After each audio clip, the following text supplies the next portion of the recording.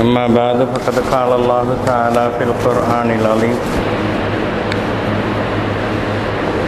لقد كان في قصصهم عبرة لأولي الألباب قال النبي صلى الله عليه وسلم من رأى منكم منكرا فليغيره بيده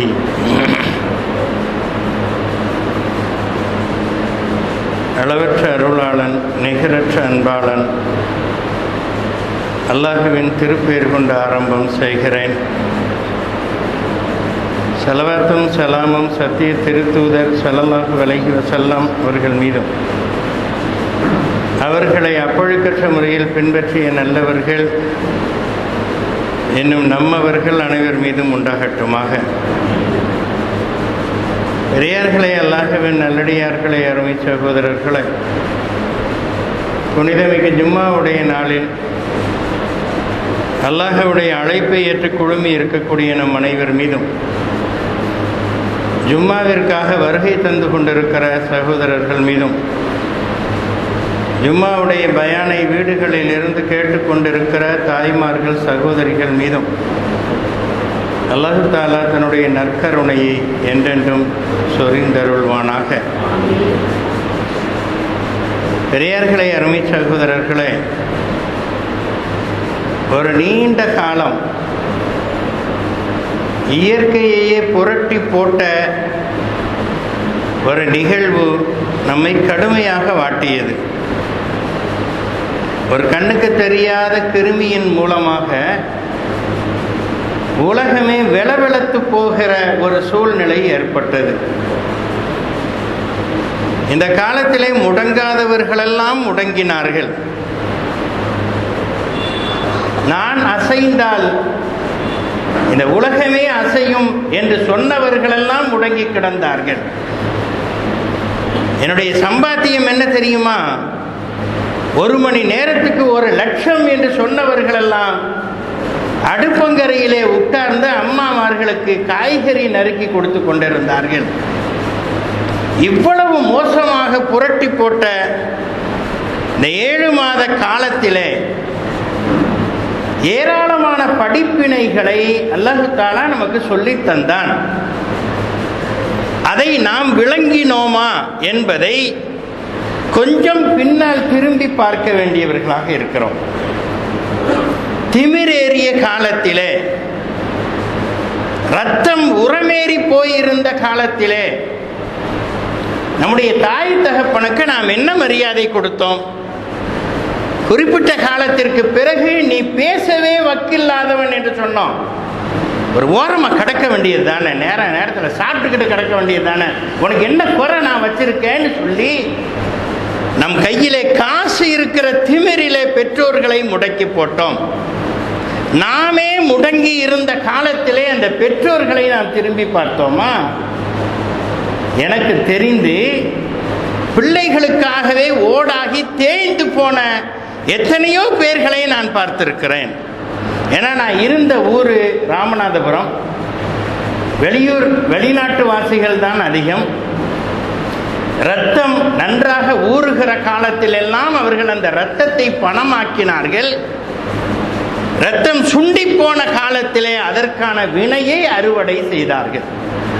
அவர்களிடத்தில் என்ன கோளாறு என்று நான் சிந்தித்து பார்த்த போது, எதை எந்த காலத்தில் செய்ய வேண்டுமோ அதை அந்த காலத்திலே அவர்கள் செய்யவில்லை.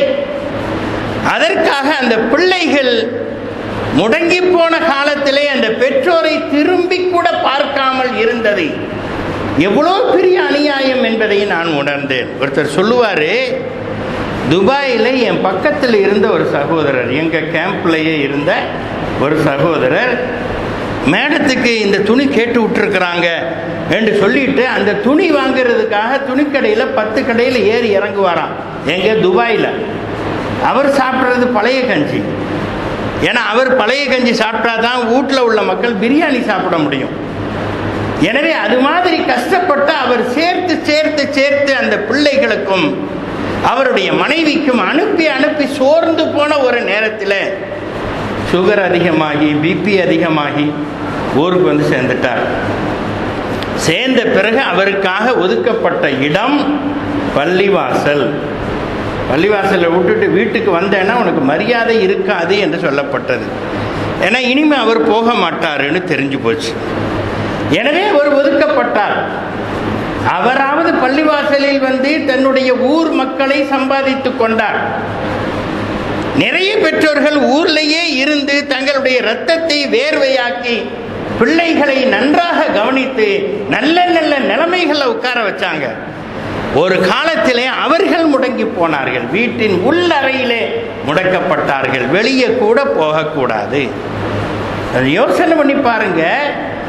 அவர்களை முடக்கிய அதே நிலைமையை உங்களுக்கு அல்லாஹ் கொண்டு வந்தானே. வீட்டை விட்டு வெளியே போனாலேயே லத்தி அடி வாங்கினீர்களே. இந்த நேரத்தை நினைச்சு பாருங்க. உங்களுக்காக ஓடாக தேய்ந்த அந்த பெற்றோரை நீங்கள் முடமாக்கிய நிலையை யோசனை செய்து பாருங்கள். 7 மாசத்துக்கு பிறகாவது அவர்களை இரக்கத்தோடு நீங்கள் பார்க்கிறீர்களா? 7 மாசம் கடந்துருச்சு, எந்திரிச்சாச்சு. எல்லாரும் எந்திரிச்ச பிறகும் அவர்களுடைய நிலைமையை அவர்களை போன்று நாமும் முடங்கி கிடந்தோமே என்று நினைக்கக்கூடிய ஒரு நினைப்பு உங்களுக்கு வருதா? இல்லை. ஆனால் பெற்றோர்கள் உங்களுக்காக எவ்வளவு இந்த உலகத்திலே தியாகம் செய்கிறார்கள். அவர்கள் சில செய்ய வேண்டியவைகளை செய்யாமல் இருக்கிறார்கள் என்று சொன்னேன். நபிகள் நாயகம் ஸல்லல்லாஹு அலைஹி வஸல்லம் அழகாக சொல்லுவார்கள், மர்ரா மின்கும் முன்கரன் ஃபல்யுகையிர்ஹு பியதிஹி. யார் ஒருவர் கெட்ட காரியத்தை செய்கிறாரோ, நியாயத்திற்கு மாற்றமான காரியத்தை செய்கிறாரோ, அந்த நேரத்தில் உங்கள் கைகளால் அதை தடுங்கள். சக்தி இருந்தால், கைகளால் தடுக்கக்கூடிய சக்தி இருந்தால் தடுங்கள் என்று சொன்னார்கள். ஆனால் தடுக்க வேண்டிய காலத்தில் நம்ம எங்கே இருந்தோம்? துபாயில் இருந்தோம், மலேசியாவில் இருந்தோம், சிங்கப்பூரில் இருந்தோம், அல்லது நம்முடைய தமிழ்நாட்டிலேயே சேலத்தில் இருந்தோம், மெட்ராஸில் இருந்தோம். அவர்களை கண்டிக்க வேண்டிய காலத்தில் கண்டிப்பதை நாம் தவற விட்டு விட்டோம். நபிகள் நாயகம் ஸல்லல்லாஹு அலைஹி வஸல்லம் இன்னும் சொல்லுவார்கள், உங்கள் குழந்தைகளுக்கான சொத்து என்ன தெரியுமா? தங்கமோ வெள்ளியோ வைடூரியமோ வைரமோ இல்லை, நல்லொழுக்கங்கள் தான்.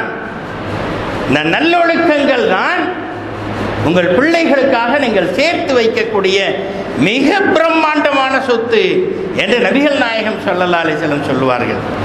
அந்த சொத்தை நாம் தவற விட்டோம், எனவே அனுபவிக்கிறோம். அவர்களை கண்டிக்க வேண்டிய வயதிலே கண்டிக்காமல், ஒரு தந்தையினுடைய அன்பை நாம் கொடுக்காமல், வீட்டில் இருக்கிறோமே, நம்ம ஊரில் தான் இருக்கிறோம். காலையில் கடைக்கு போகிறோம், சாயந்தரம் வீட்டுக்கு வரோம். காலையில் ஆஃபீஸுக்கு போகிறோம், சாயந்தரம் வீட்டுக்கு வரோம். நமக்கு வேற எந்த வெளிநாடும் கிடையாது.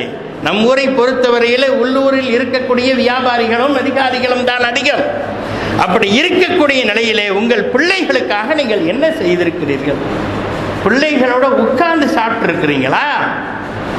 அத்தாவோடு சேர்ந்து உட்கார்ந்து சாப்பிடணும்னு அந்த பையன் என்னைக்காவது பிரியப்பட்டிருக்கானா? அம்மா அத்தாட்ட காசு வேணும், வாங்கி கொடுமா. இந்த அம்மா சொல்லு, நீனே கேட்க வேண்டியதுடா, என்ன தானே பேப்பர் படிச்சுக்கிட்டு இருக்கிறாரு. நான் கேட்ட தரமாட்டாருமா அந்த ஆளு. மரியாதையை நம்ம அப்படித்தான் வளர்த்து வச்சிருக்கிறோம். நபிகள் நாயகம் ஸல்லல்லாஹு அலைஹி வஸல்லம் சின்ன பிள்ளையிலேருந்து ஹசனை வளர்த்தாங்க, ஹுசைனை வளர்த்தாங்க. பேர பிள்ளைங்க தான். அந்த பேர பிள்ளைகளை சின்ன பிள்ளையிலிருந்து வளர்த்ததுனால அந்த பிள்ளைகளுக்கு ரசூலுல்லாவுடைய பண்பு அப்படியே வந்தது. மரபணு என்பது எல்லார் உடம்புலையும் இருக்கு. எங்க அத்தாவுடைய மரபணு என் உடம்புல இருக்கு. அது எப்போ வெளியே வரும் தெரியுமா? எங்க அத்தா பக்கத்தில் உட்காந்து ஊட்டி விட்டுக்கிட்டே இருக்கணும். உங்க தாத்தா இப்படிப்பட்டவர், நான் இப்படிப்பட்டவன், இந்த ஊர்ல நல்ல பேர் எடுத்திருக்கேன், இந்த பேரை நீ எடுக்கணும்னு சொல்லிக்கிட்டே இருக்கணும். சில பேர்த்த கேட்டால் ஆச்சரியமா இருக்கும். பையன் எத்தனாம் கிளாஸ் படிக்கிறான்? 7ஆம் கிளாஸோ 8ஆம் கிளாஸோ படிக்கிறான். இந்த வருஷம் பாஸ் ஆகிட்டானா? பாஸ் ஆனானா ஃபெயில் ஆனானோ தெரியல. அவன் அம்மாவை தான் கேட்கணும். எல்லாத்துக்கும் அம்மா தான். ஒன்றாவது இவர் பொறுப்புல இல்லை. நபிகள் நாயகம் ஸல்லல்லாஹு அலைஹி வஸல்லம் தாயின் பாதத்தடியில் சொர்க்கம் இருக்கிறது என்றார்கள். எந்த தாய்க்குன்னு நம்ம விளங்காமையே அந்த அம்மா நம்மளை உட்கார வச்சு கல்யாணத்தில் பேரம் பேசும்போது தலையாட்டிக்கிட்டு இருக்கோம். ஏன்னா ரசூலுல்லாவே சொல்லிட்டாங்கல்ல, அம்மா காலடியில் தான் சொர்க்கம் இருக்குன்னு. இந்த அம்மா காலில் சொர்க்கம் இருக்கான்னு சிந்திச்சு பார்க்க கூட நமக்கு அறிவில்லை.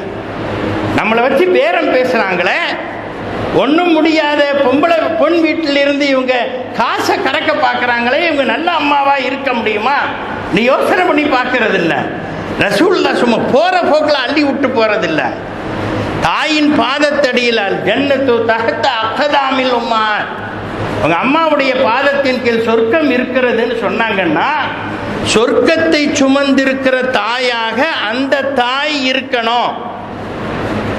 7 வயசுல ஏவுங்க, 10 வயசுல செய்யாட்டி அடிங்கன்னாங்க சொன்னாங்கல்ல, எல்லாருக்கும் தெரியும்.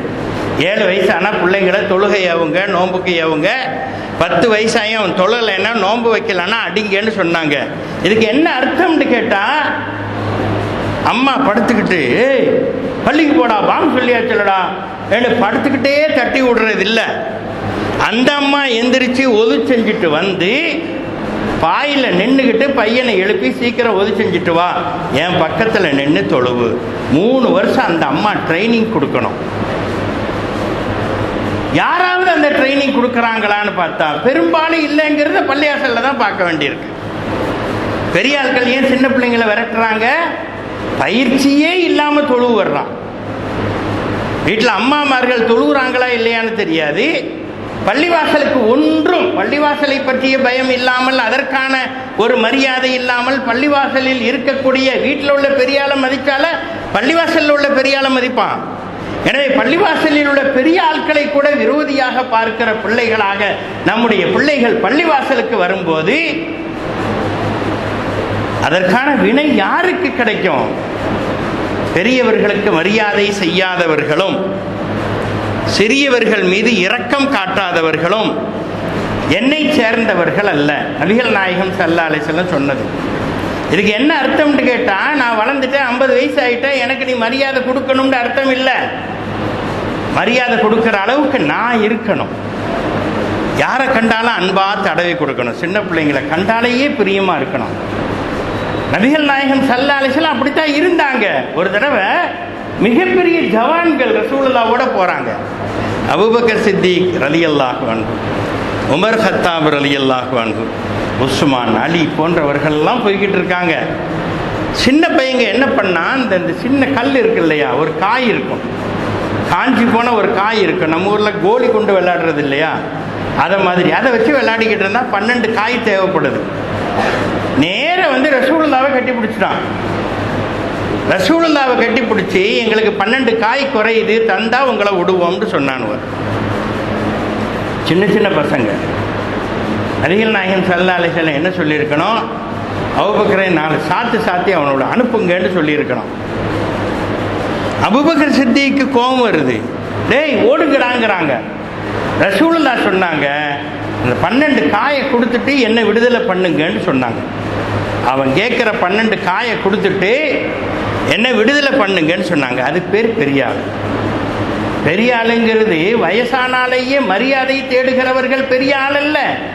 மரியாதை வருகிற அளவிற்கு தன்னுடைய பண்புகளை வளர்த்து கொள்ளக்கூடியவர்கள். ஒரு பெரியாள் ரோட்டில் வந்தால் எல்லா பிள்ளைகளும் போய் ஆவி சேர்த்து கட்டி பிடிக்கணும், சலான் சொல்லணும். அவர் கேட்கறதுக்கு முன்னாடியே அவருடைய தேவைகளை நிறைவேற்ற வேண்டும்.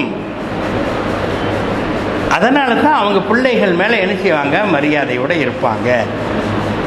இஸ்லாம் என்பது கொடுத்து வாங்குவதை தவிர கொடுத்துக்கிட்டே இருக்கிறது இல்லை. ஒரு வழி பாதை அல்ல, 2 வழி பாதை அது.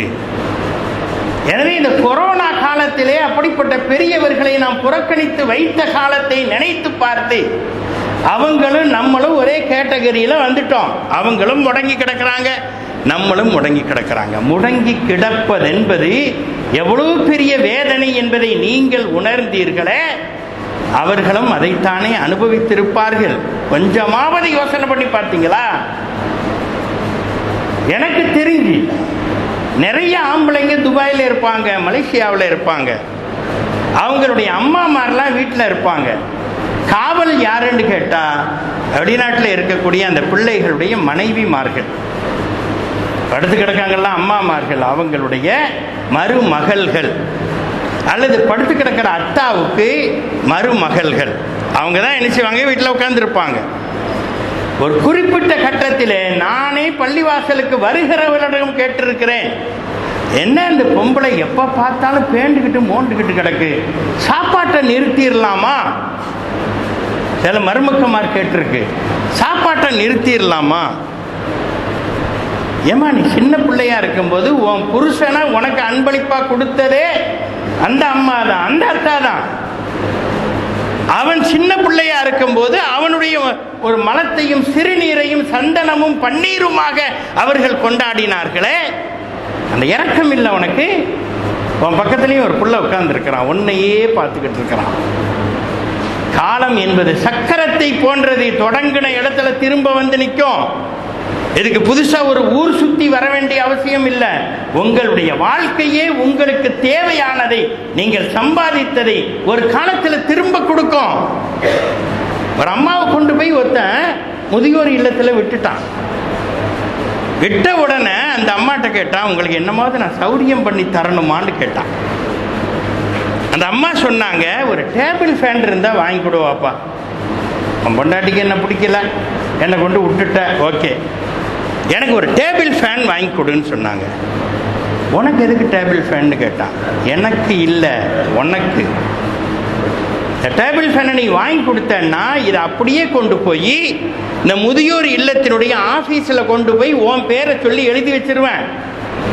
இன்னும் 10 வருஷமோ 20 வருஷமோ கழிச்சு உன் பிள்ளையோ அல்லது பிள்ளைக்கு வரக்கூடிய மருமகளோ உன்னை கொண்டு இங்கே கொண்டு விடுவா.